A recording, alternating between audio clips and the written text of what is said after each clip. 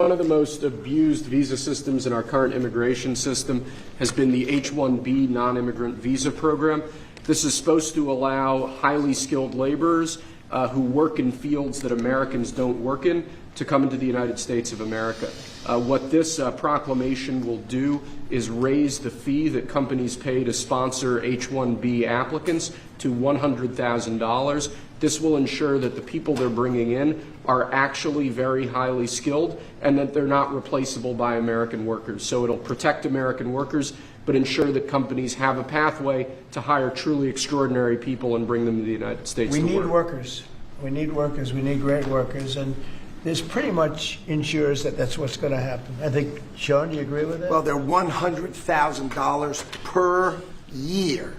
So the whole idea is no more will these big tech companies or other big companies train foreign workers. They have to pay the government $100,000, then they have to pay the employee. So it's just not economic. If you're going to train somebody, you're going to train one of the recent graduates from one of the great universities across our land, train Americans, stop bringing in people to take our jobs.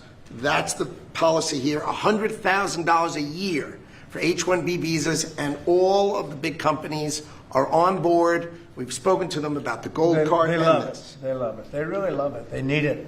Go ahead, Sean. Mr. President, it seems like there's two categories of visa programs. The H-1B, that a lot of people believe take American jobs, and then the gold card and programs like EB-5 that add value and jobs to America. Is that sort of how you look at the visa program? Well, ideally, look, if somebody's got the people, they're not going to want to spend $100,000 as an example in your second category. So it's not taking jobs.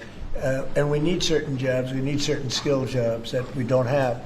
But they won't be taking jobs because, you know, ideally the people aren't going to want to, they're not going to investing in America. Right, that's right. So that's what I'm asking. They're really investing in in America. America. You have two categories. One, the Secretary left it, the gold card and EB-5 that create jobs, add investment, and there's other ones that seem to take, you know, whether it's a J1 and O or an H-1B that take U.S. jobs. Yeah. So one of the biggest things that happened during the election is people were complaining that, hey, Trump, if you're going to crack down on immigration, you also need to crack down on people that are outside of the United States of America, and they bring them here and then they send their money back home as a result of working for these big tech companies, and they get them at a subsidized price.